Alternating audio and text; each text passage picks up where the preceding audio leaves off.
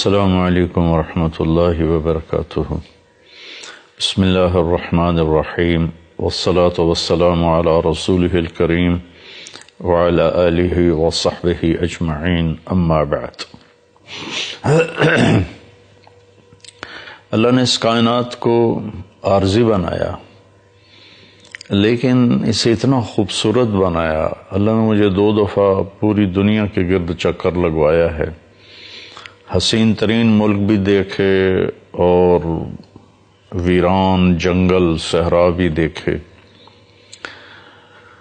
تو انسان کے اندر حسن پرستی ہے، یہ خوبصورت چیز کی طرف کھنچ جاتا ہے، یہ انسانی فطرت ہے، انسان کے اندر اللہ نے یہ خوبی رکھی ہے۔ تو اس لیے اللہ نے دنیا کو بہت خوبصورت میک اپ دیا۔ یہ فصلوں کا رنگ، یہ گھاس کا رنگ اگر سبز نہ ہوتا، کوئی اور ہوتا، وہ نہ آنکھوں میں سماتا نہ آنکھوں کو بھاتا۔ اللہ نے اسے سبز رنگ دیا، درختوں کو، پودوں کو، پھلدار غیر پھلدار۔ اللہ تعالیٰ نے انہیں بڑے خوبصورت جب پھل بھی لگاتا ہے تو انظروا الی ثمرہ اذا اثمر وینع، اللہ نے قرآن میں خاص طور پہ فرمایا کہ اس کے پھل کو دیکھو جب وہ لگتا ہے اور پھر جب وہ پکتا ہے تو وہ کیسا ہوتا ہے۔ تو میں تمہیداً یہ بات کر رہا تھا کہ انسان کے اندر خوبصورتی کی طلب ہے، اچھی شکل ہو، اچھی آواز ہو، اچھا بول ہو، اچھی تحریر ہو، اچھا منظر ہو، اچھی پینٹنگ ہو، اچھا زیور بنا ہوا ہو، ہر چیز پر یہ فدا ہے جو خوبصورت ہو۔ تو زندگی کیسے خوبصورت ہو، یہ علم انسان کے پاس کوئی نہیں ہے۔ میرے کپڑے اچھے ہوں، میرا کمرہ اچھا ہو، میرے پاس گاڑی اچھی ہو، میرا کاروبار بہترین ہو، میرا ذمہ دارہ بہترین ہو، یہ علم تو اللہ نے انسان کو گفٹ کر دیا اور انسان اپنی محنت سے کھود کرید کر کے پہنچ جاتا ہے۔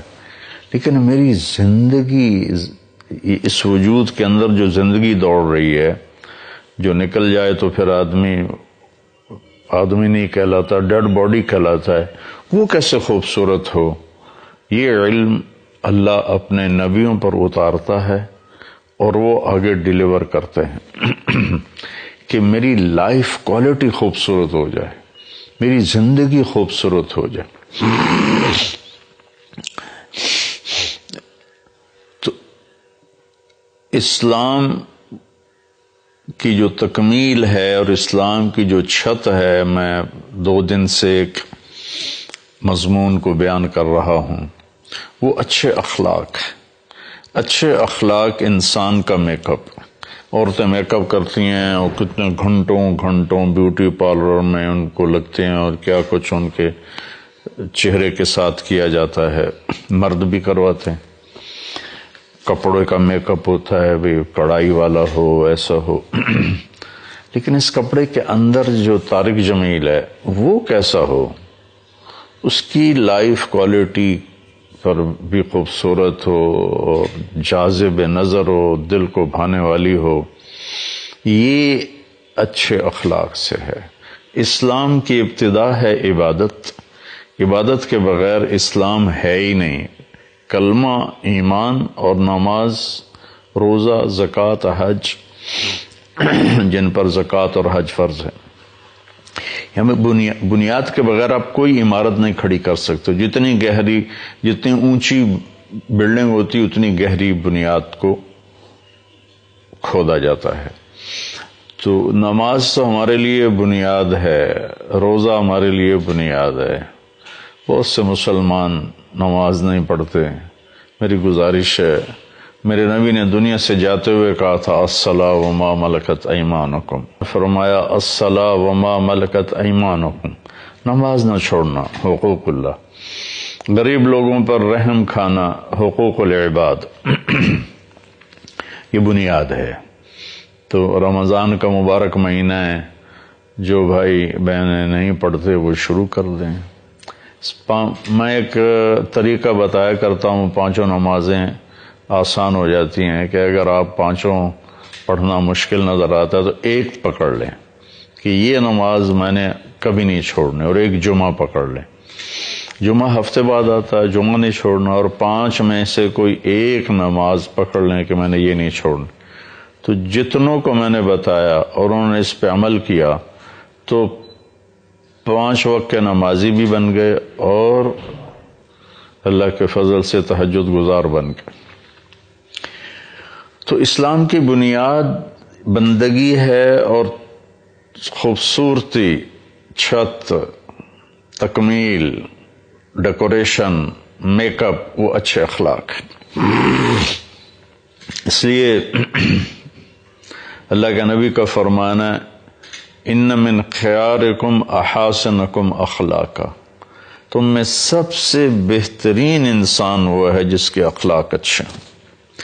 اب آپ نے بہترین ہونے کو مال سے، دنیا سے، چیزوں سے، پیسوں سے، نوافل سے نہیں جوڑا، بلکہ اخلاق کے ساتھ جوڑا ہے۔ اور اخلاق 2 چیزوں میں سارے شامل ہو جاتے ہیں، ایک اپنی زبان کی حفاظت ہو، کسی کو گالی، کسی کی غیبت، کسی کو بے عزت کرنا، کسی پہ الزام لگانا، کسی پہ جھوٹے کیس کروانا، یہ نکل جائے زندگی سے، اور دل سے نفرت نکل جائے تو باقی سارے اخلاق ہاتھ میں آ جاتے ہیں۔ تو آپ نے فرمایا سب سے بہترین انسان وہ ہے جس کے اخلاق اچھے ہوں۔ پھر آپ نے ارشاد فرمایا کہ اکمل المؤمنین ایمانا احسنہم اخلاقا، کہ سب سے کامل ایمان والا، جو میں نے گزشتہ اس میں اپنی بات میں یہ عرض کیا تھا کہ عامر بن ابسہ نے پوچھا ای الایمان افضل، سب سے بہترین ایمان کیا ہے؟ تو آپ نے کہا اچھے اخلاق۔